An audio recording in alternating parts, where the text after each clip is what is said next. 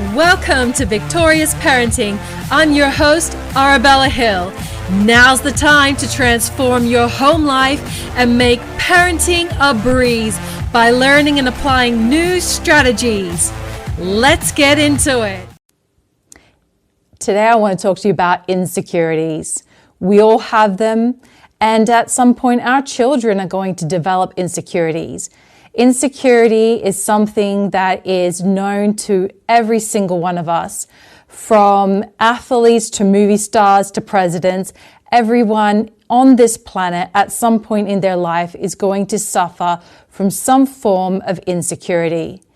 We have a lot of common insecurities and some are quite different, but what we all know is that we're going to feel negative feelings about ourselves and our place in the world at some point in our lives. So this is a very important topic because insecurities that left unchecked can absolutely derail your life and derail your child's life.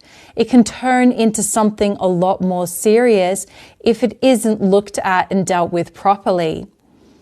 So I'm going to really dive deep in this video as to what insecurities really are and the root cause. Because to me, any feeling or anything that you experience on the outside, it's a symptom. It's like when you get sick, right? You get a cold. How do you know when you have a cold? You usually don't know that you have a cold virus until you get a runny nose and a sore throat. But the runny nose and the sore throat did not cause you to get a cold. It was the virus that caused you to get the cold in the first place. So therefore, your runny nose and your sore throat are just symptoms, and the real root cause is the virus. And that's exactly the same with insecurities. There is a real root cause to insecurity. So I'm just going to take an insecurity such as body image, for example. And this is something that's very personal to me and it's come up recently in my own life. So I'm going to be using it as an example. And children will often find this when they start to develop and grow and become aware of themselves and aware of their bodies and environments in compared to their peers at school and around them. You can feel insecure about your body, about what you look like. And you can end up defining what you look like as a character trait when your character isn't defined by your outer shell. Your actions and your behavior is. However, we can have this flawed perception that somehow the way we look is giving off vibes about our character. While it's true that people judge you based on the way that you look at first, it's not the most important thing at all. What's the most important thing is how you treat people, is how you are as a person. Are you doing good things to people? Are you doing bad things to people? And that's what really, really, truly matters. So, and another thing about body image is that it's a temporal thing. We age and we can change the way we look. It's very easy and we don't really have any limits, especially now in this day and age, about the way we look. So it's not really anything that affects our character in that way. However, we can believe that it is. And so what happens when we feel insecure about our body? We feel pretty terrible, right? We feel like our clothes don't fit right. We feel like we don't measure up. And I think that's the real key, especially children when they start to feel insecurity about their body. The real root cause to that insecurity is that you don't measure up. So let's dissect that for a moment. Measure up. Measure. Okay, so who is doing the measuring? Where is the yardstick? Where is the rule or measure for how you are supposed to look at any given stage in your life? And when you really go into it, you end up realizing that the measure that you are using in order to determine whether or not you are good or not, you look good or not, actually is your own measure. It's not the measure necessarily that comes from others. Sure, our children are going to face some kind of bullying. Everybody does.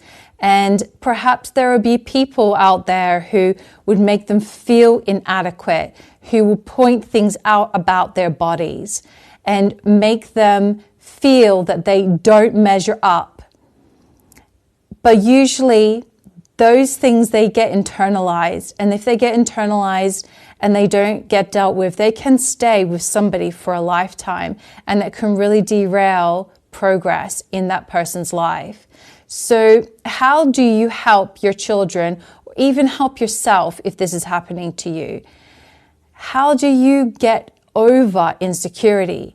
You know, when you speak to most people about it, they'll be like, you're insecure, just get over it. And that's not really helpful, is it? Sometimes you can't just get over it. You need to find out the root cause. And you need to find out where this started. And if you can't remember where it started for you, at least you can find the measure. Is this your own measure, or is this the measure that's coming from other people? Did someone say something to you that made you feel inadequate? Then you need to ask yourself, is the measure that that person is using to define who I am as a person accurate? This is called reframing. Whenever we have a negative thought or emotion, whenever we have an anxiety, and believe me, I have a lot of them myself, we need to dissect that anxiety, and we need to dissect the insecurity and really go into it and find out, is this truly accurate? Is this logically accurate? Is this measurably accurate? Is there proof in this, or is this just a feeling or emotion? As feelings come and they go, but facts, they remain. So we need to ask ourselves, and we can ask our children, what is the measure? And is that measure truly accurate? And does this person that made you feel insecure have that right to measure you in that way? What is their expertise? What is their knowledge about you? Do they have that power over you? And that's what I really want to harp on right now, because I can tell you nobody has power over you.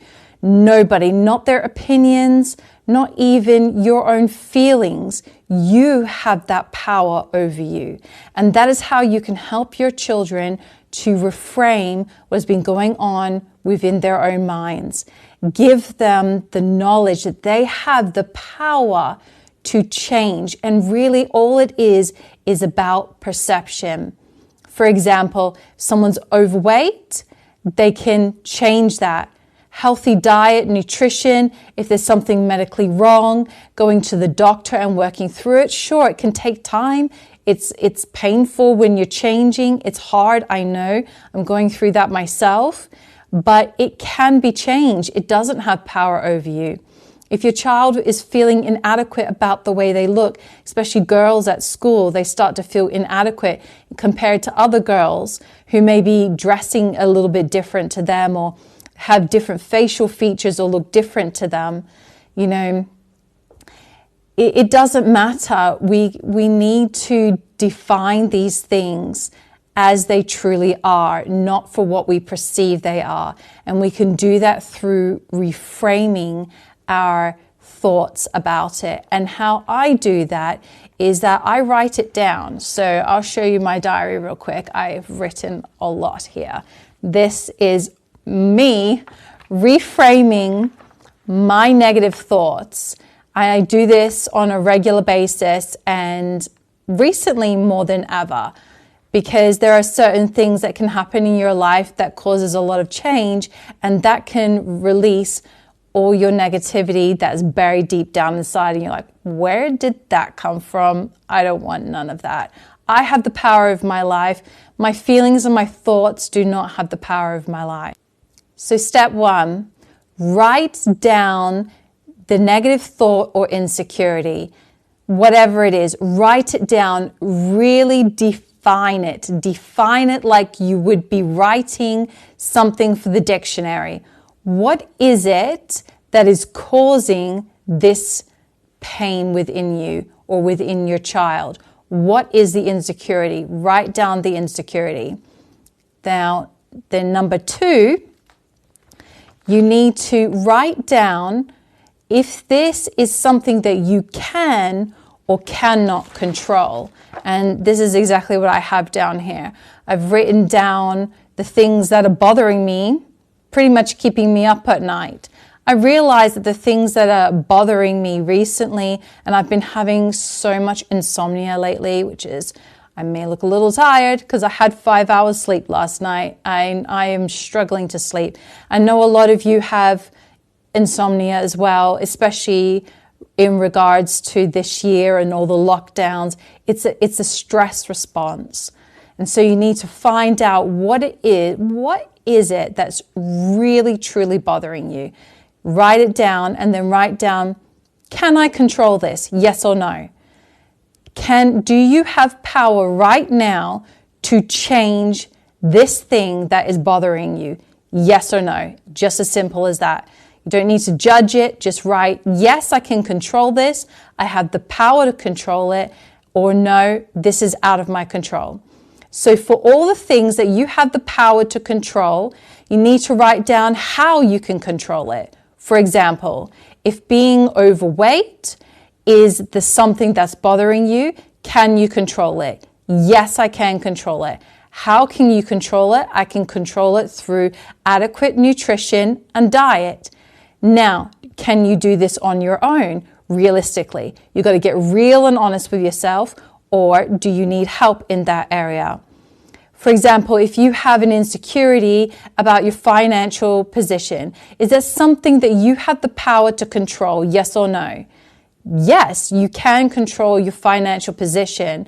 It may take effort, and it may take time, and it may take collaborating with other people, but you ultimately do have the power to control it. You see, insecurities give you something called learned helplessness.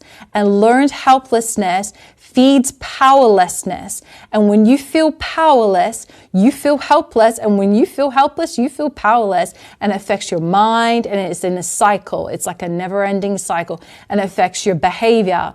So when you feel powerless, you go into victim mode. And when you're in victim mode, you basically get frozen.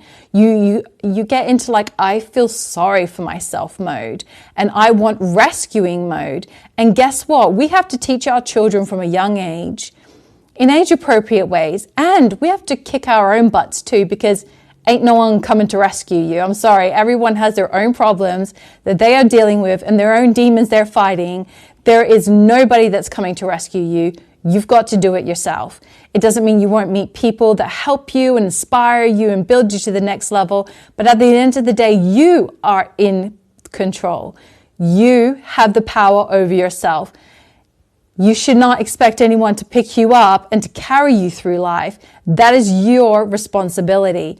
If you're waiting for someone just to come and do that for you, then all that's going to do is feed more of what's eating you up inside. It's actually not going to do you any good. It's actually going to do you a lot of harm. You will not grow, and you'll become completely stagnant. So, can you control this? Yes or no? How can you control it? What do you need in order to make this happen? Whatever it is. Another insecurity may be like a lack of friendship. Okay, if that's an insecurity for you, can you control it? Yes, you can control it. That's very easy for you to control. Easy. Okay, how can you control it? Well, maybe you need to put yourself out there in different social circles. Perhaps the social circle that you're in is not feeding you the way that you need to, and you need to look outside the box of possibilities in order to change it. So you see how you can take something that is so inherently difficult, and just by reframing it that way, you start to feel almost instantly that you have the power to control this. And that's the truth. You do have the power to control this.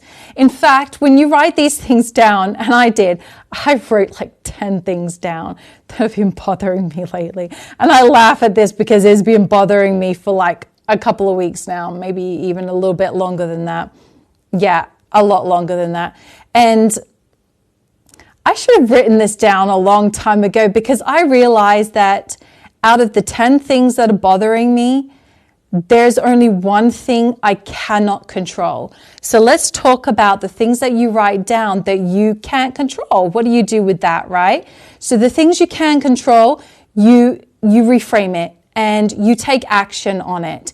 You find out how you can make that possible. You make a plan, you execute on the plan, and you become consistent at executing the plan. And if you need help, you need friends to push you along, guess what? You still have to do the work. People can encourage you.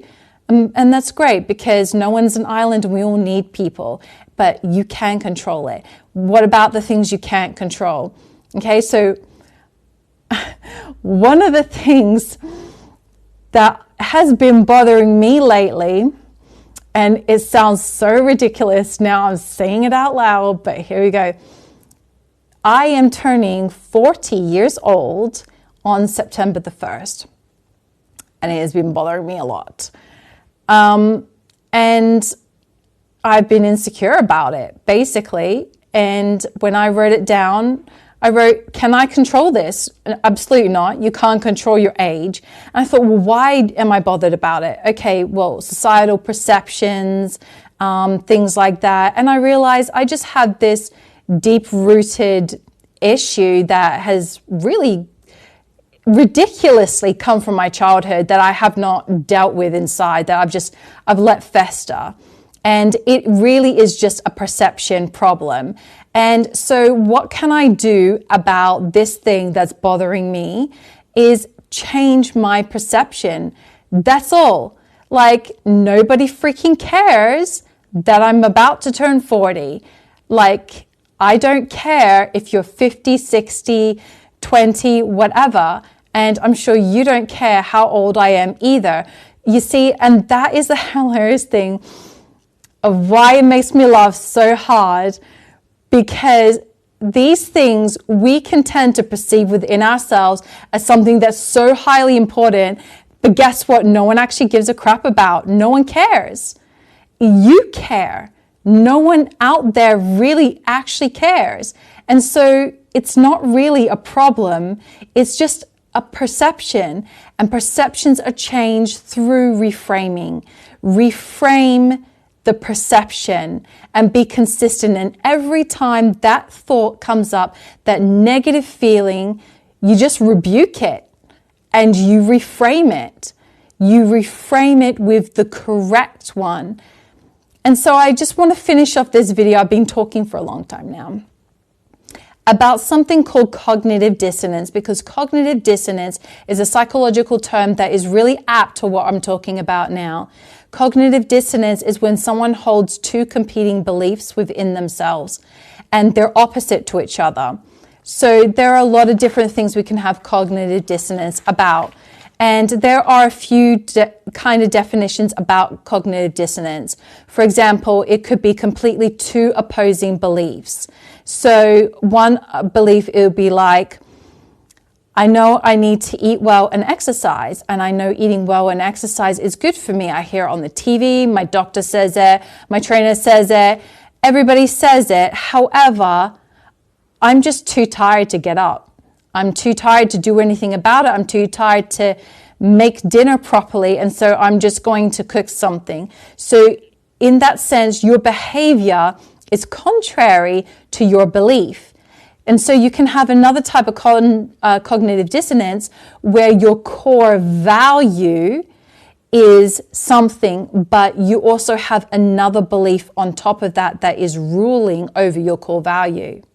Your core values are who you are as a person, and you should never violate them ever, ever. That's you. That's who you are. And that is the worst form of cognitive dissonance to me, is when you have this sense of who you are within yourself and you violate it for whatever reason with this weaker belief that's going on inside of you. And that's what causes real psychological distress. That is what can cause insomnia. That is what can cause pain. And if you don't deal with that pain, because guess what? Pain is just another symptom. Pain is something there that's telling us that, hey, hello, I need your attention. Please deal with this now. That's all pain is. It's nothing more. It can't control you. It doesn't have power over you. It's alerting you to something that you need to pay attention to and you need to take action on. That's all it is. So something else that could be a cognitive dissonance issue. So you think that you believe that you're strong and you're smart and you're switched on and you have evidence of that, you have proof, you've worked hard. Your children have worked hard in school, they've gotten good grades, yet they feel insecure about their abilities. So in business, this is called imposter syndrome. And in a group that I'm involved in a women's entrepreneur group. We've been talking about this lately, about imposter syndrome and what that really is. And some people are of the belief that, well, it's just an insecurity and you need to get over it. I am not of the belief that just telling someone to get over it will actually help them get over it. That's not how it works. You need to actually really dive into it, then you can get over it. Okay, so if you believe that you're strong, smart, and you have value, and that you can bring value to the world, but you have imposter syndrome, all that is really saying really is that I'm scared because I don't truly see myself in that way. I know I have these achievements. I know I have this value. I know that I can bring this to the table and I can really change people's lives. However, I'm just scared. It's all it is fear. And guess what? Fear, it is just another feeling. It's not actually like a real thing. You can actually overcome it by reframing that perception. So whether it's your child that has an insecurity or whether it's you, let's quickly summarize. All insecurities are usually, they're just cognitive dissonance issues.